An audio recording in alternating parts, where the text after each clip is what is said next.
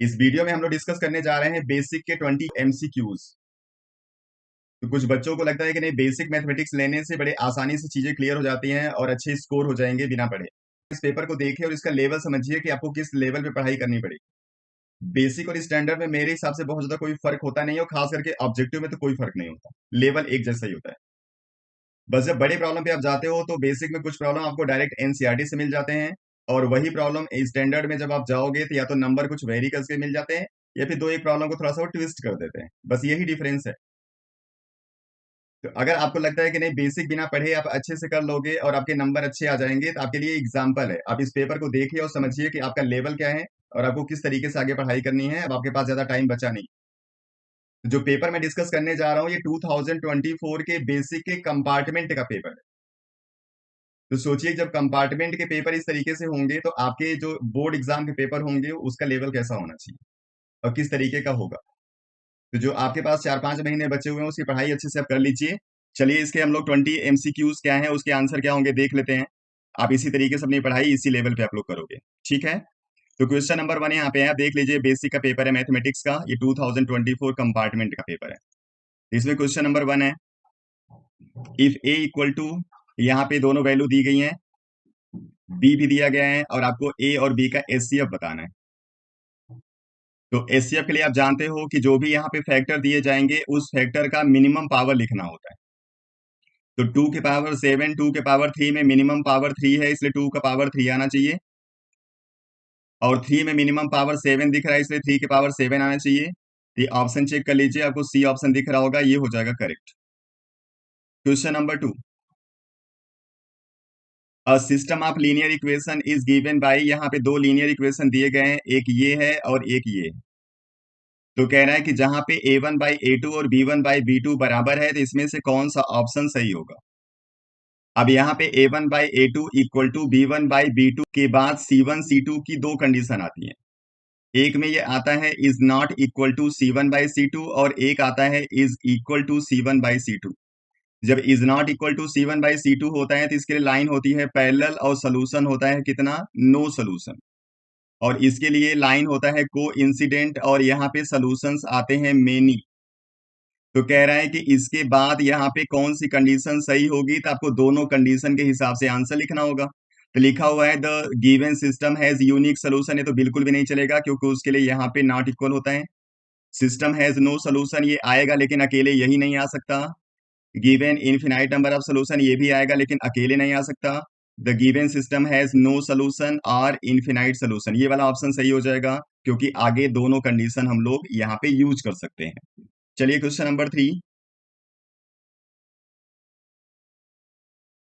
the coordinate of the midpoint of a line segment joining the point this and this are 5a and 2a।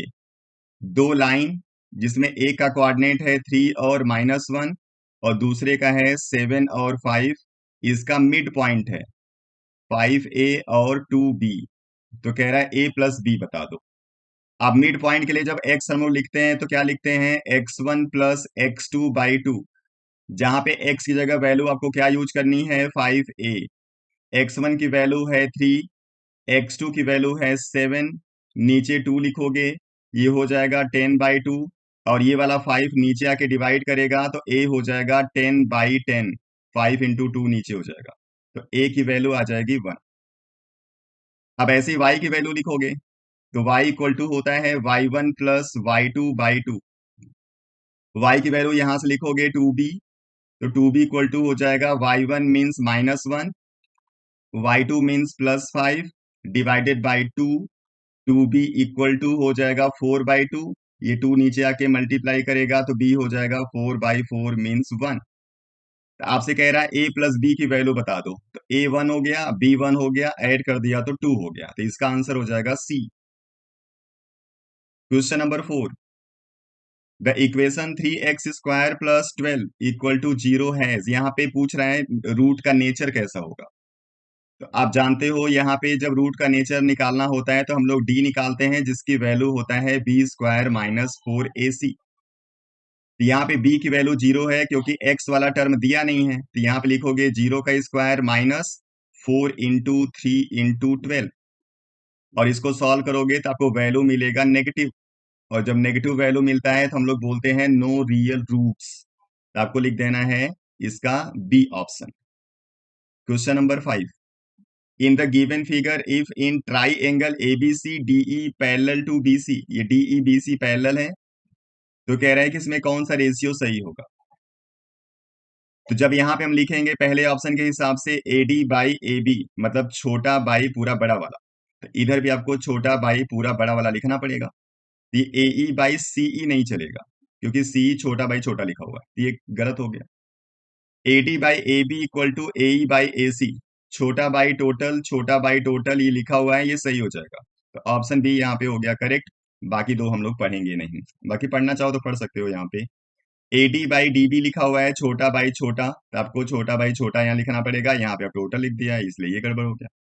यहाँ पे AD by A B लिखा है, छोटा by total, तो यहाँ पे उल्टा लिखा हुआ है, ये उल्टा नहीं चलेगा, इसलिए ये भी गलत है। Question number 6, a line which intersect a circle in two distinct points is called, ऐसा कोई भी लाइन जो सर्कल को दो पॉइंट पे इंटरसेक्ट करता है उसको हम लोग सेकेंट बोलते हैं, और जो एक पॉइंट पे कट करेगा या फिर टच करेगा उसको टेंजेंट कहते हैं। तो इसका आंसर हो गया second. Question number 7, if tan a equal to 3/4, तो sine square a plus cos square a by sec a की वैल्यू क्या होगी। अब इसको चाहो तो आप ट्राइंगल से ही बता सकते हो और इसको आइडेंटिटी से बता सकते हो, तभी मैं इसको आइडेंटिटी से बताऊंगा। आप ट्राइंगल से निकालना चाहो तो निकाल सकते हो, ठीक है। चलो इसको सबसे पहले सिंप्लीफाई कर देते हैं। ऊपर sine square plus cos square A लिखा हुआ है जिसकी वैल्यू 1 होती है, तो यानी आपको इनडायरेक्टली वैल्यू बतानी है 1/sec a की। तो पहले हम sec a की वैल्यू निकालेंगे और उसको यहाँ पे यूज कर लेंगे, ठीक है। तो sec का tan के साथ एक रिलेशन है, और वो रिलेशन क्या है, sec square a equal to tan square a plus 1 होता है, ठीक है। तो पहले हम sec यहाँ से निकालेंगे। तो tan की वैल्यू 3/4 दिया है, इसका स्क्वायर करके प्लस 1 कर देंगे तो हो जाएगा 9/16 प्लस 1, और इसको सॉल्व करोगे तो आ जाएगा 25/16। तो यहां से जब सेक ए लिखोगे तो आपको अंडर रूट करना पड़ेगा, और इसको सॉल्व करोगे तो आ जाएगा 5/4, यानी सेक ए की वैल्यू है 5/4। और आपको वैल्यू किसकी बतानी थी, 1/sec ए की, तो ये हो जाएगा 1/5/4, मतलब 4/5। तो इसका आंसर है 4/5। अब देखो ऑप्शन में 5/4 भी है, इसे बड़ा ध्यान देना है कि आपको क्या निकालना है, कैसे निकालना है। ये नहीं कि आधा पढ़ा आधा निकाला, वैल्यू ठीक करके आगे बढ़ गए, इस तरीके से बिल्कुल नहीं करना है आपको, ठीक है। चलिए क्वेश्चन नंबर 8 पे आ जाइए। A car is moving away from the base of a 30 metre high tower, एक 30 मीटर हाई टावर है जिससे एक कार है जो इसके बेस से दूर जा रहा है, और कह रहा है कि the angle of elevation of the top of the tower from the car eight an instant, किसी पर्टिकुलर टाइम पे कार की पोजीशन से जो इसके टॉप का एंगल ऑफ एलिवेशन है वो आपको बताना है, अगर कार यहां से 10√3 मीटर डिस्टेंस पे है। यहाँ पे इसकी हाइट दे रखा है 30 मीटर, इसको थीटा एज्यूम करो और आप लगा लो इसमें ट्रिग्नोमेट्रिक रेशियो। तो tan थीटा इक्वल टू हम लोग लिखेंगे परपेंडिकुलर बाई बेस मीन्स 30/10√3, ये हो गया 3/√3। इसको रेशनलाइज कर दो तो आ जाएगा √3, और tan थीटा जिसकी वैल्यू √3 होती है वो होता है 60 डिग्री, इसलिए ऑप्शन हो जाएगा डी। चलिए question number 9, when degree measured for an angle subtended by an arc at the center of a circle is 90 degree, the area of its corresponding sector of the circle of radius r is, अगर किसी circle के अंदर आप कोई angle बनाते हो, ठीक है, थीटा, तो इसको हम लोग बोलते हैं सेक्टर, और इसके एरिया का फॉर्मूला होता है area of sector equal to θ/360 into pi r square, मतलब एरिया ऑफ द सर्कल, ठीक है। अब थीटा की वैल्यू आप चेंज करोगे, इसका जो आंसर होगा बदलता जाएगा। थीटा यहाँ पे बोला हुआ है 90 डिग्री, और जब 90/360 इंटू पाई आर स्क्वायर करोगे तो आपको मिल जाएगा 1/4 पाई आर स्क्वायर, ये 1/4 पाई आर स्क्वायर इसका आंसर हो जाएगा, ठीक है। Question number 10, the value of x for which class mark of the class interval 30x is 36। Class mark का मतलब होता है lower limit plus upper limit divided by 2। तो यहाँ लोअर लिमिट 30 हो गया, अपर लिमिट x हो गया, बाई 2 करने पे 36 आ रहा है। तो 30 प्लस एक्स इक्वल टू हो जाएगा 72। यहां से x सॉल्व करोगे तो आ जाएगा 42। तो इसका आंसर है 42। ठीक है, चलिए क्वेश्चन नंबर 11 है। A number is chosen at random from the number this. The probability that square of this number is less than or equal to 1. तो इस नंबर को सिलेक्ट नहीं करना है, इनके स्क्वायर को सिलेक्ट करना है। तो पहले इन नंबर का स्क्वायर करेंगे।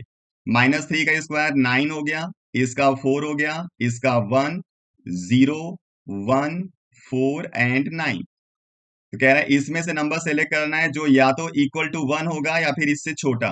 तो इक्वल टू 1, छोटा, इक्वल टू 1, कुल 3 नंबर आ रहे हैं। कितने में? Out of total 7 number. तो प्रोबेबिलिटी होता है कितने नंबर आप सेलेक्ट करते हो, मतलब आपका डिजायर इवेंट कितना होता है, divided by total event. Desire event 3 है, टोटल इवेंट 7, इसलिए आंसर हो जाएगा 3/7। Means option C is the correct answer. Question number 12। The LCM of the smallest odd prime number and greatest two-digit number is। Odd prime number सबसे छोटा कौन होगा? यहाँ पे 1 नहीं लिखोगे, याद रखना, क्योंकि 1 को हम लोग प्राइम नंबर कंसीडर नहीं करते। So the smallest odd prime number is what? It is 3। And the greatest two digit number is 99। आपको इन दोनों नंबर का एलसीएम बताना है। तो 3 का फैक्टर तो 3 रहेगा, और 99 का फैक्टर लिखोगे तो 3 × 3 × 11 लिखना पड़ेगा, यानी 3 का पावर यहाँ पे हो गया 2। तो एलसीएम में जितने भी फैक्टर आते हैं उनका बड़ा पावर लिखा जाता है, तो लिखोगे 3 के पावर 2 और 11, यानी 99 ही आएगा। तो इसका आंसर होगा 99। Question number 13। If one root of the quadratic equation this is 1, then the other root is. अगर इक्वेशन आपको पता रहेगा और यहाँ पे कुछ मिसिंग टर्म नहीं रहेगा तो आप आसानी से इसके एल्फा प्लस बीटा वाले रिलेशन से दूसरा रूट निकाल सकते हो। हम लोग लिखेंगे यहाँ पे एल्फा प्लस बीटा होता है -b/a। एल्फा की वैल्यू 1 है, बीटा आपको बताना है, b की वैल्यू है -4, a की वैल्यू है 1, मतलब ये वैल्यू है 4। तो बीटा हो जाएगा 4 - 1 मीन्स 3। तो इसका आंसर 3 हो गया, option C. Question number 14। Which of the following is not the criteria of similarity of two triangles? दो ट्राइंगल का इसमें से कौन सा क्राइटेरिया सिमिलरिटी के लिए नहीं है? तो SAS हम लोग यूज करते हैं, ट्रिपल एस ये भी यूज करते हैं, ट्रिपल ए ये भी यूज करते हैं, RHS यूज नहीं करते, क्योंकि RHS केवल कांग्रुएंसी में यूज होता है। इसलिए इसका आंसर हो जाएगा option D. Question number 15। The expression sec power 4 theta minus sec square theta किसके बराबर होगा? यहाँ पे जो ऑप्शन है उन सब में केवल रिलेशन tan का लिखा हुआ है, इसलिए हम लोग इसको tan में चेंज करेंगे केवल। बाकी चेंज तो आप बहुत कुछ कर सकते हो इसका, लेकिन आपको बस tan से रिलेशन चाहिए। तो सबसे पहले यहाँ पे sec स्क्वायर थीटा को कॉमन कर देते हैं, तो यहाँ पे आ जाएगा sec स्क्वायर थीटा -1, और sec square theta -1 tan square theta होता है, यानी अब ये हो गया sec square theta into tan square theta. अब sec स्क्वायर थीटा होता है 1 + tan स्क्वायर थीटा, इसकी जगह ये लिख दिया क्योंकि आपको बस tan चाहिए, और बाहर tan स्क्वायर थीटा से मल्टीप्लाई है। तो मल्टीप्लाई करोगे तो एक आ जाएगा tan स्क्वायर थीटा और एक हो जाएगा tan पावर 4 थीटा। ये ऑप्शन चेक कर लो, ये ऑप्शन आपको दिख रहे हैं सी वाला, तो सी ऑप्शन करेक्ट हो गया। Question number 16।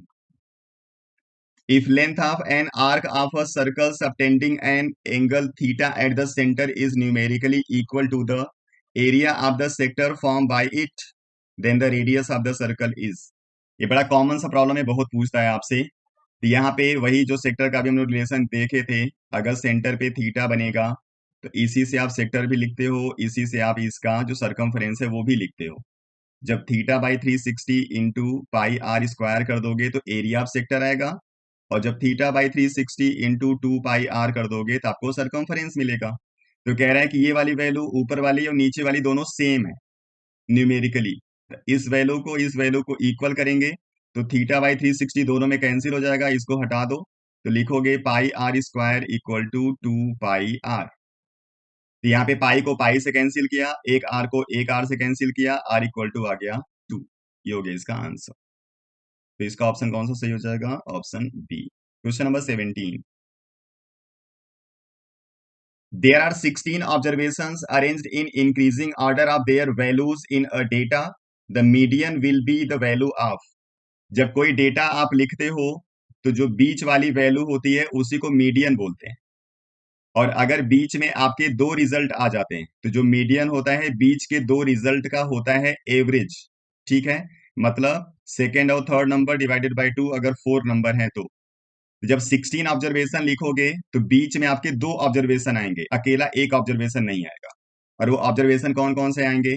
पहले सात अलग कर दो, लास्ट के साथ अलग कर दो, बीच में आ जाएगा आठवां नंबर और नाइन्थ नंबर, ये ठीक बीच में आएंगे। तो आपको लिखना है eighth plus ninth number divided by two, यानी 8 और 9 का ये क्या हो गया? एवरेज। तो आप चेक कर लो, आठवां चलेगा नहीं, सेवेंथ भी नहीं चलेगा।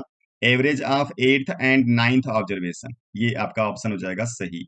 सेवेंथ और एट का एवरेज नहीं चलेगा क्योंकि बीच में सेवेंथ नहीं आएगा, एट और नाइन्थ आएगा।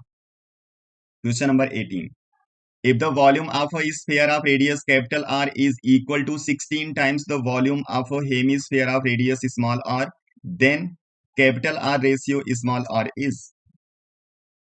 अब यहाँ पे जो वॉल्यूम ऑफ स्फीयर होता है उसको लिखते हैं हम लोग 4/3 पाई आर क्यूब, कैपिटल आर लिखते हैं यहाँ पे। और जो हेमीस्फेयर का वॉल्यूम होता है उसको लिखते हैं हम लोग 2/3 पाई आर क्यूब, इसको स्मॉल लिखते हैं क्योंकि स्मॉल बोला हुआ है।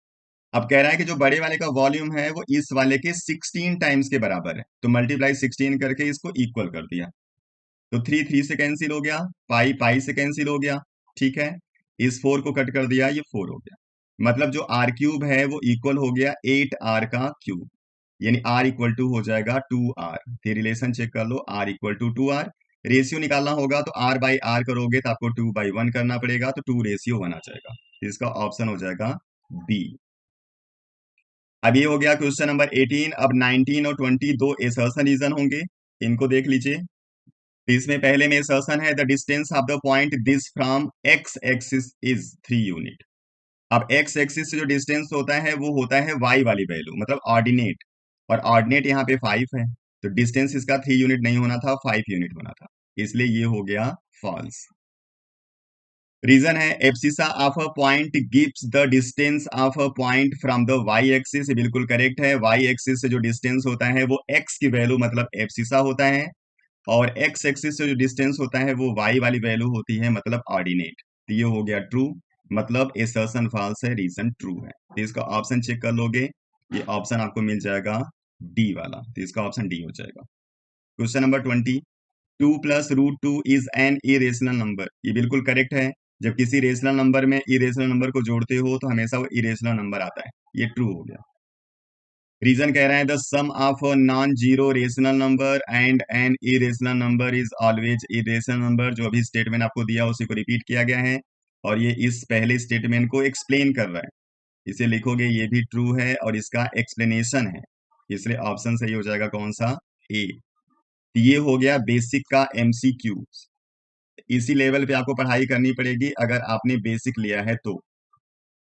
और जो बेसिक एमसीक्यू कर लेगा वो आसानी से स्टैंडर्ड के भी एमसीक्यू कर लेगा, दोनों में बहुत ज्यादा डिफरेंस नहीं है।